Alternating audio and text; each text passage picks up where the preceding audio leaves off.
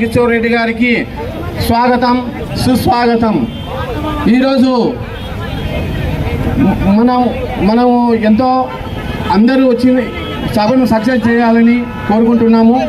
అలాగే వార్డు పర్యటనకు విచ్చేసి మనందరినీ ఉత్సాహం పరిచేలాగా ఈరోజు వార్డు పర్యటన ఉంటుంది। ముఖ్యంగా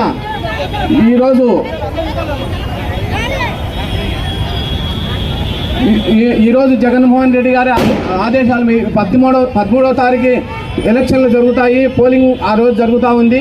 ప్రతి ఒక్కరూ ఫ్యాన్ గుర్తుపై వేయించి గెలిపించిన ప్రార్థన। ప్రతి ఒక్కరికి జగనన్న ఇంటి దగ్గరికి పథకాలు పంపించి మీ అందరికీ ఎలాంటి శ్రమ లేకుండా వాలంటీర్ల ద్వారా మీ పథకాలన్నీ అందజేసిన ఘనత కూడా జగనన్నది అని కూడా మేము గర్వంగా చెప్పగలుగుతున్నాము। అలాగే ఈరోజు మా ఎవరు అన్ననా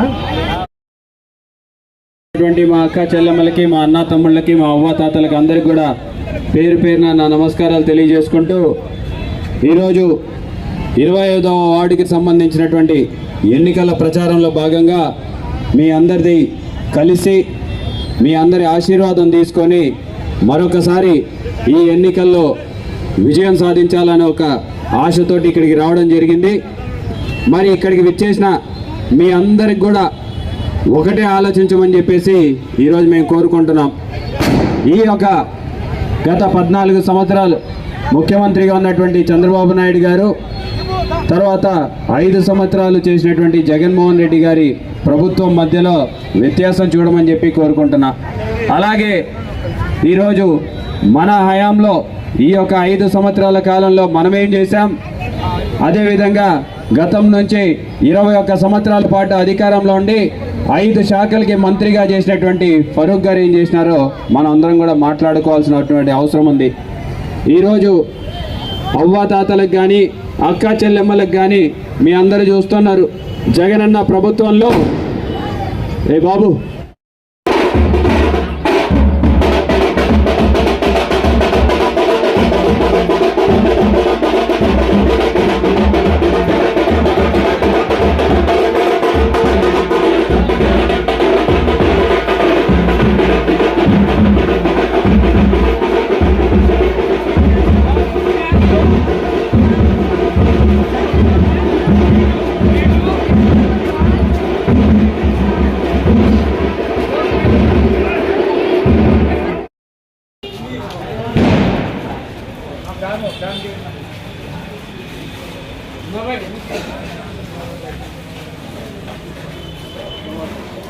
No,